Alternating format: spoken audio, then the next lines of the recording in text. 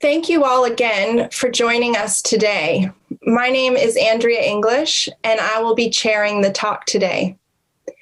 We are very excited to present our virtual visiting speaker series on decolonizing the curriculum in higher education.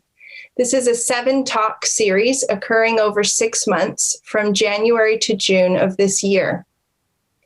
The series is sponsored by the University of Edinburgh's Moray House School of Education and Sport, in particular the Race Equality Subgroup and the Centre for Education for Racial Equality in Scotland, working in collaboration with the charitable society, the Philosophy of Education Society of Great Britain, PESGB.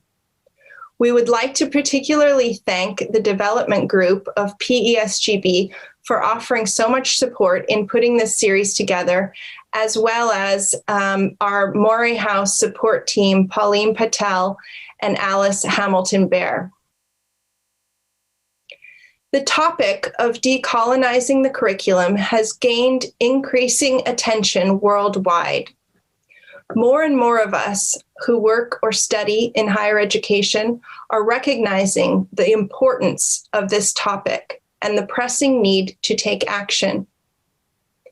In this series, we have invited speakers who can help us collectively reflect on the meaning of decolonization and in turn inspire us and aid our existing efforts in our own contexts.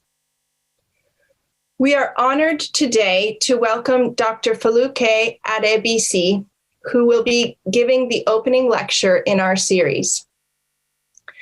Dr. Adebisi is a senior lecturer at the Law School at University of Bristol. Her scholarship focuses on decolonial thought in legal education. In 2017, she co-designed a law and race unit, which is one of the very few of its kind within the UK. In September of 2019, she convened the first Decolonization and the Law Conference at the University of Bristol. She is emerging as a thought leader on decolonization in UK higher education. Her decolonial scholarship, which is pedagogical as well as jurisprudential, examines what happens at the intersection of legal education, law, society, and a history of changing ideas of what it means to be human. In recognition of her work, in 2018, Foluke was included in the Bristol BAME Power List 2018, a list of Bristol's 100 most inspiring people from BAME backgrounds. She is also the founder of Forever Africa Conference and Events, a Pan-African interdisciplinary conference hosted in Bristol. She recently guest edited a special issue, The Law Teacher, which is volume 54, issue 4 in 2020, called Decolonizing the Law School. And she has just signed a contract with Bristol University Press to write a book about decolonial thought in legal education. Her talk for us today is entitled Roads Must Fall or Roads Must Read Fanon: Thoughts on Decolonizing Curricula in UK Higher Education. And now I'd like to turn everything over to Dr. Adebisi. Thank you, Andrea, for that very warm welcome. And I just want to thank you, first of all, thank you for inviting me to Edinburgh. I've never been to Edinburgh, actually. So this, I think, is the next best thing. So just to go straight into my talk, so I don't waste everyone's time. I know it's everyone's got Zoom fatigue. This is actually my first talk of the year, so it may take me a while to get back into that Zoom headspace. So I'm just going to share my PowerPoint and then go on from there. See if I can find it. Yeah. So I want to share today, especially from my own perspective as a legal or, a law lecturer, legal academic, on just some thoughts on what decolonizing, when we talk about decolonizing the curriculum, and I tend to go with, decolonial thought within education, or decolonial thought within curricula. So some ideas or some reflections on what that may mean, and the almost competing approaches to decolonizing within higher education curricula. What are those competing thoughts? Are they in contradiction?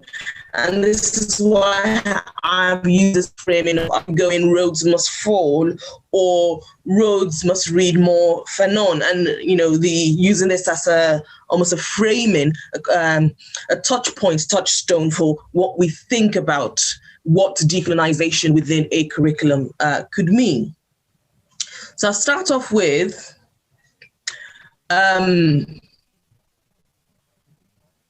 so this quotation is from the Kiel Manifesto for Decolonizing the Curriculum, which I think is a very strongly worded statement about why we need to decolonize the curriculum. And my suspicion is that for most of us who have, signed up for this talk, we don't need to be convinced, but, just as a framing or starting point. So this particular quotation, or the manifesto, is much longer than this, but I just want to point out two main points from the manifesto. So the suggestion, or the foundational point, is that the content of our curriculum as it currently stands in our universities, what we call westernized universities, or what Ross Fogel calls westernized universities, which includes universities not just in the global north, but also in what is designated the global south, universities that are designed along the same sort of foundational principles.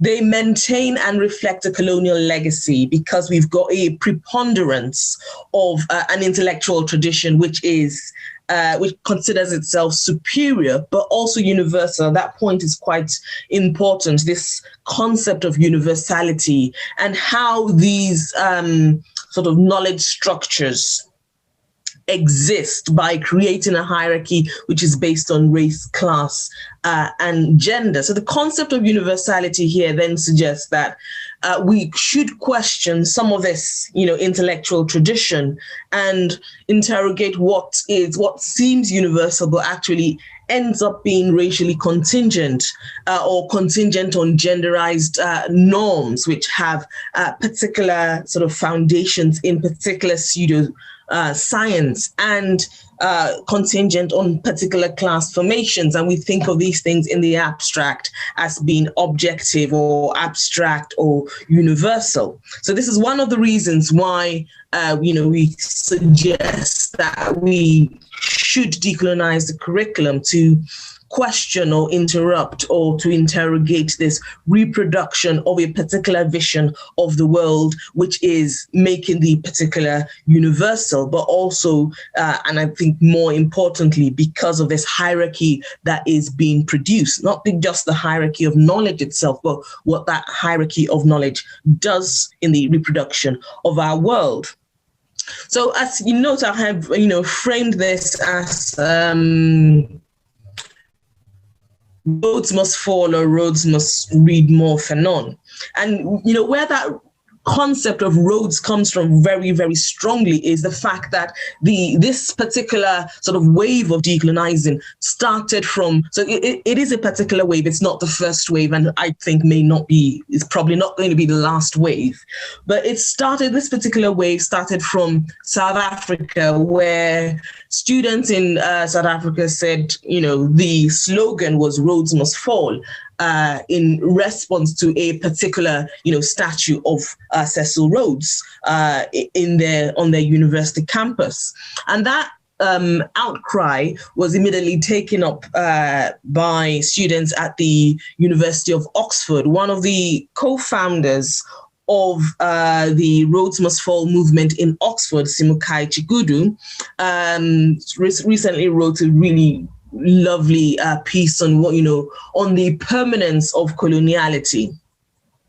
And in framing their, roads must fall, they had they said, or to use his quote here, he says, "We called our work decolonization," and they had three main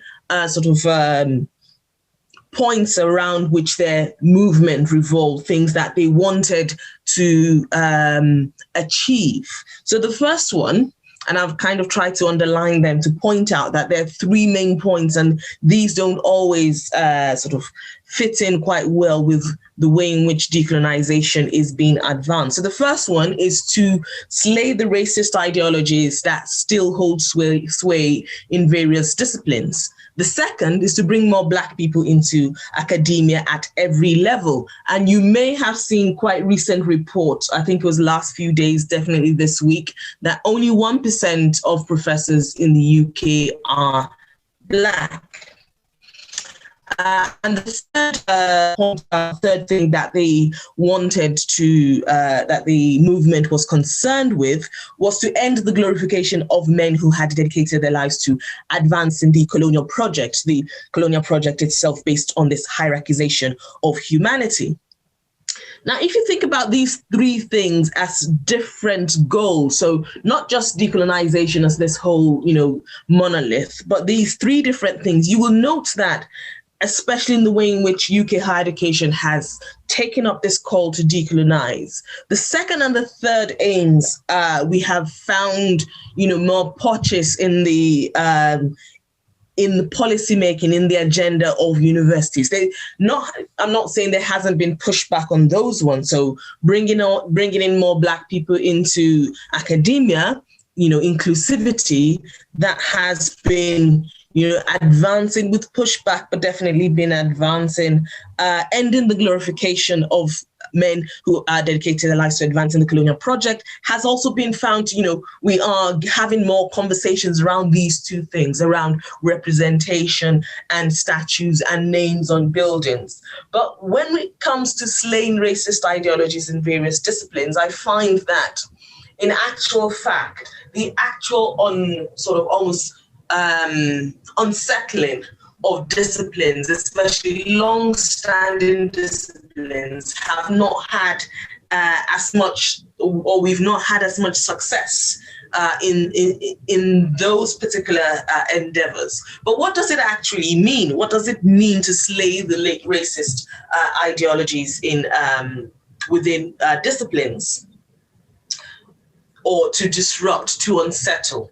Or to put it a different way, what is, in actual fact, what is decolonial thought? So I tend to, and this categorization of what can be considered decolonial thought is entirely my own. So whatever, mistakes and easy generalizations can be completely blamed on me. But there are four framings or four different categories. And these categories are overlapping and, slightly nebulous. The boundaries between them are not particularly exact, but there are four framings that are used to explain what decolonial thought is, and to explain that sometimes the aspirations of what we consider to be decolonial thought are not, they don't exactly collocate or agree. So if we consider what we call the colonial world, or the world that emerges, or the benefits of the world that emerges from colonial thought, the civilization that emerges from that, if we use metaphor, and I do like to talk in metaphors, and I hope that doesn't get too confusing. But if we use the metaphor of a table as what has been gotten from, what has been achieved, or what were the profits of the colonial project, and the colonial project in these terms includes both colonization, physical occupation of territory, but enslavement as well, because there's an enfoldment in these two endeavors, which can be called the overarching colonial project. So if you think of the advantages or the gains from this as, let's say, a table, then the metaphor of the table, if you think of so the four categories that I mentioned, the first category of what is considered to be decolonial thought, and these categories are very contextually based. I find that scholars write from their own, so where they are where they are placed or where they exist in terms of time, space, and geographies and histories as well. So the first school of decolonial thought, I would say, would be settler states. So we're thinking more of the Americas, so North America especially, and Australasian. We've got writers like Tuck and Yang, Tuwe Smith, writers from South Africa as well. So settler states where you've got occupation of occupied territories. Using the metaphor of the table, their argument about what decolonial thought entails is, or suggests, it's a table, give us back our table, table doesn't belong to you.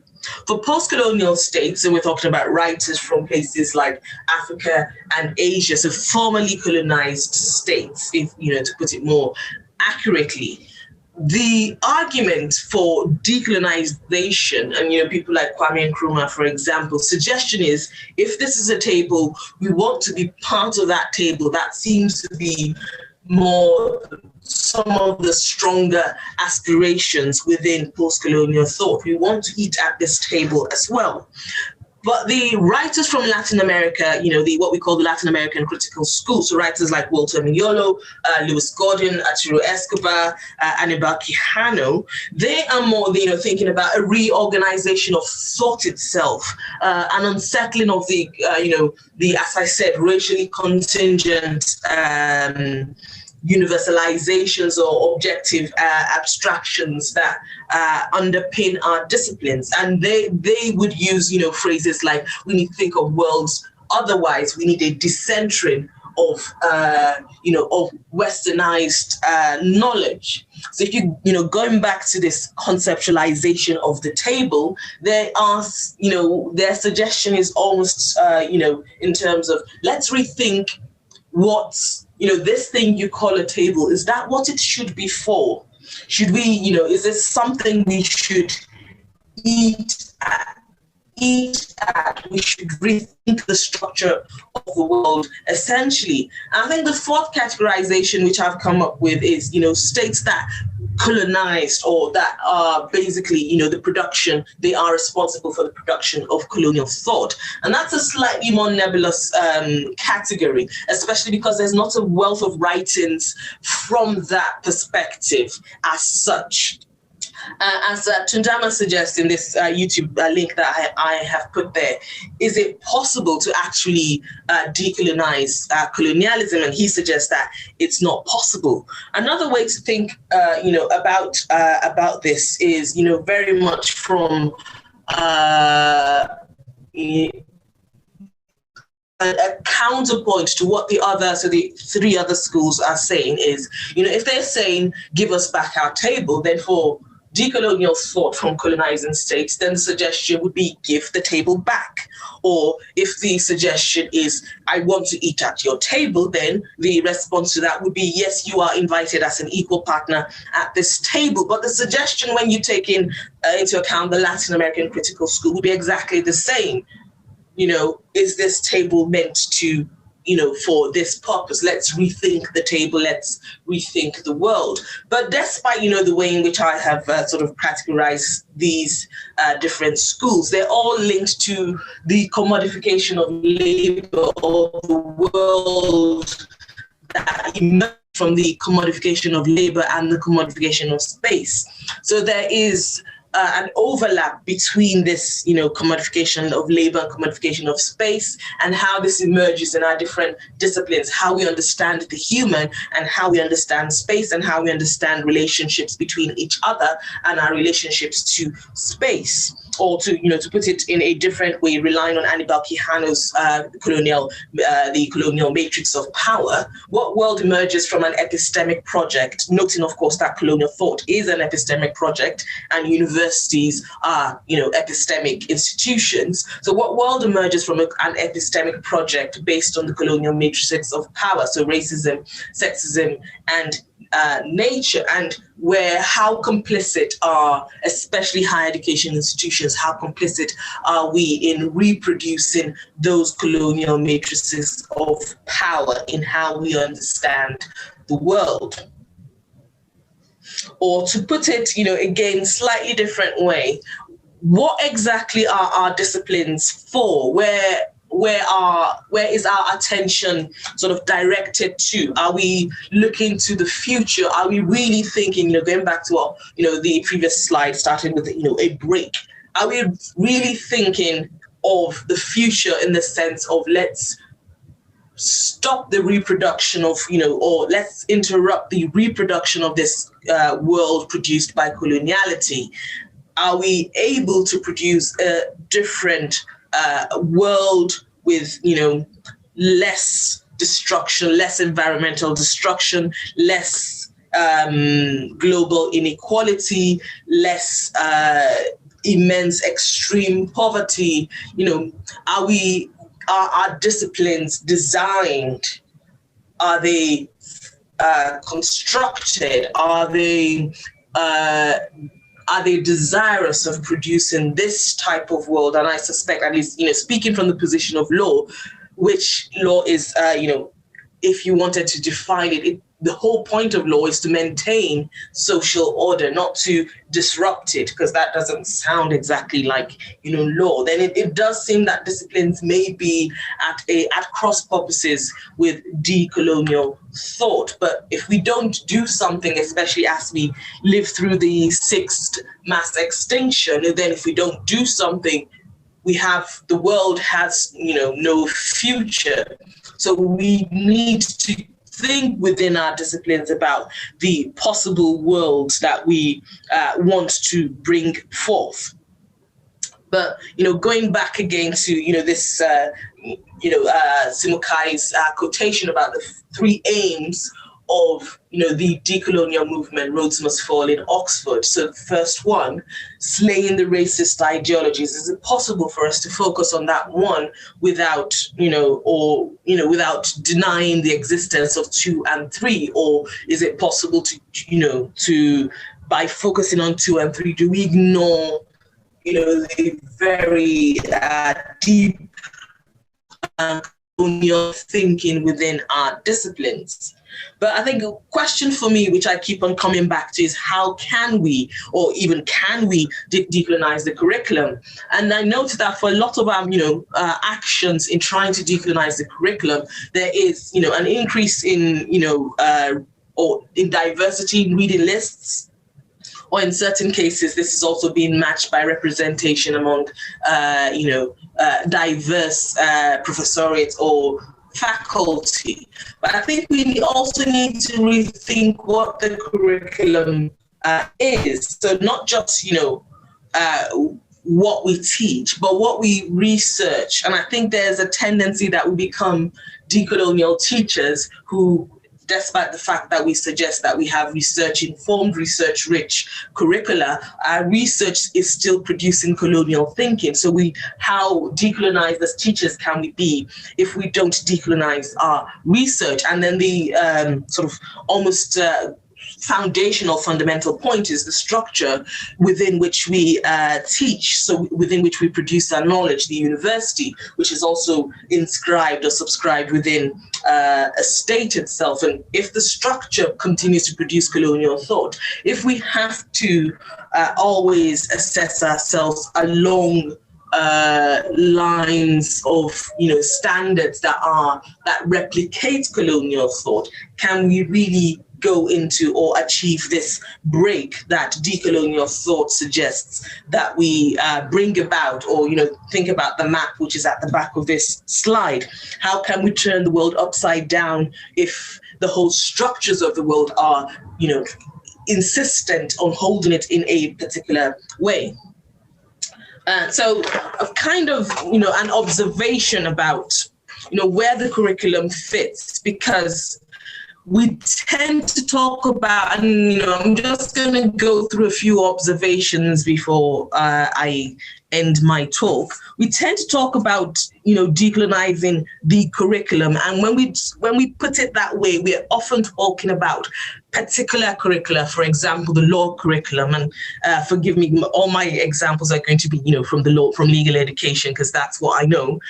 And within legal education, people will ask questions like, how can I decolonize land law? How can I decolonize law of contract? And I think that kind of misses the point that what if it's colonial thinking that produces disciplines that makes them, one different from the other? Why is it that people who, for example, study medicine have no knowledge of sociology, or people who study law have no knowledge of history? And what if even within the disciplines, the things we give precedence to, the things we give attention to, the units that are sort of foundational or prerequisite, are also produced that way because of the colonial origins of knowledge itself. So reflecting on the relationship here between decolonization and theory, and I think there's a danger here. So going back to the framing, Rhodes must fall or Rhodes must read more Fanon. Are we saying that colonial thinking should fall? Rhodes must fall, or are we saying that let's leave colonial thinking, but bring in a little bit more? Let's bring in a little bit more Fanon. Let's bring in a little bit more Aimé Césaire, and then let's bring in a little bit more Sarah Ahmed, and then things will be fine. So there's a tension there between being inclusive, which not to sound like inclusion and representation and diversity are horrible things, but they're not the end point. They're not the aspirations, the final aspirations of any of the decolonial schools. So we don't want to get to a point where we've got the same structure, but there's diversity within that structure. So, or to quote Angela Davis, there's a difference, but doesn't actually make a difference. We do the same things, but there are now a lot of diversity in race, gender, class, sexuality, doing the same things. Is there, and how do we within our disciplines, and also, understanding that we can be transdisciplinary, we can move beyond those silos in which we have placed ourselves, but how can we, within our knowledge producing structures and interactions, how can we produce worlds otherwise? Are our disciplinary divisions designed to bring about these worlds otherwise? So, so I'll go through a few observations just to, I have a lot of observations about decolonization. So the first one is that it does seem to me that when we talk about decolonization, if we're using the strong language of Rhodes must fall, then it is almost impossible for decolonization to happen within a neoliberal university and a capitalist world. We can make moves towards it. And that's why I would say, I prefer to say decolonial thought within education rather than decolonization, because it then suggests that decolonization is a destination rather than a thing we continue to do. And I think the idea of, decentering or worlds otherwise is a good focus to have as we go towards this decolonial thought and this possible worlds otherwise. So in my opinion, for decolonization to have any meaning, so that word, if we say we want to achieve the decolonization of the curriculum, then it has to take into account the entire process by which colonization, and in all its forms and all its implications and all the complexities around it, how it was achieved, the world it produced. So not that, because we tend to trap it or some people tend to trap it in a particular time frame, not realizing that there are lots of things that, created the possibility of colonization, and which colonization also created that possibility, our understandings of knowledge that are contingent on the knowledge produced because of and for the colonial project. So what would amount to the complete unraveling of colonization? That's decolonization. Can we actually decolonize the curriculum? Can we use the tools of the colonial project to undo the colonial project?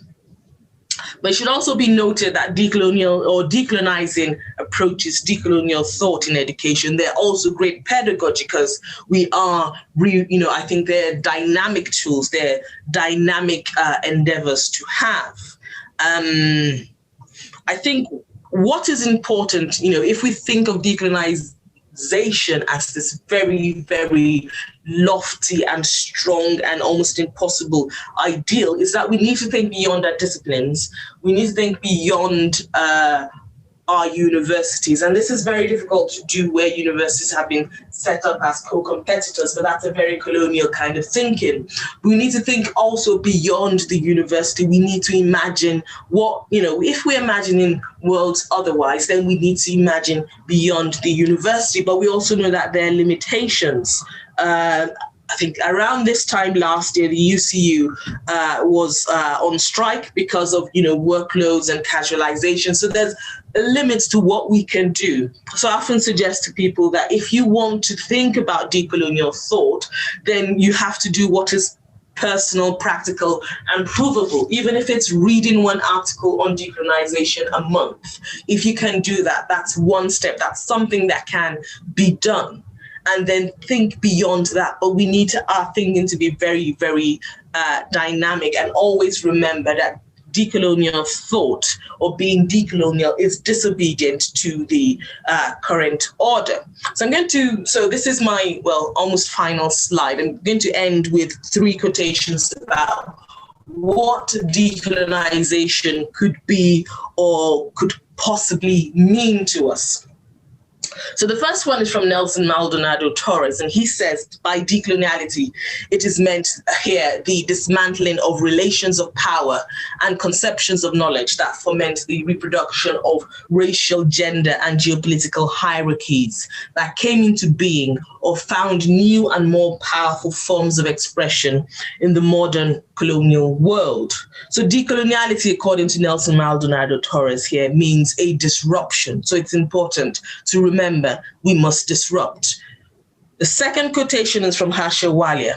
To have our lives determined by our dreams of a free world instead of reactions to a state-imposed reality is one of the most powerful tools of decolonization. What Harsha Walia is saying here is that we need to think beyond all the realities that we have now. Because I think one of the dangers we have in decolonization is, or in the decolonial movement, is we suggest, well, this cannot be done because this is the way things have to be, or, we have to live in states, or we have to be educated in universities. There are lots of things that trap our thoughts. And I think the second thing we need to remember, to be decolonial, we need to have radical imagination. And the final quotation from Joel Mujiri. He says decolonization is an insatiable reparatory demand, an insurrectionary utterance that always exceeds the temporality and the scene of its enunciation. It entails nothing less than an endless fracturing of the world colonialism created. And to me, that says we must persist until we can bring about these worlds otherwise, these worlds full of hope, where the devastation that we have visited upon the world and upon each other is disrupted and can cease. And I think I will end there. Thank you for listening.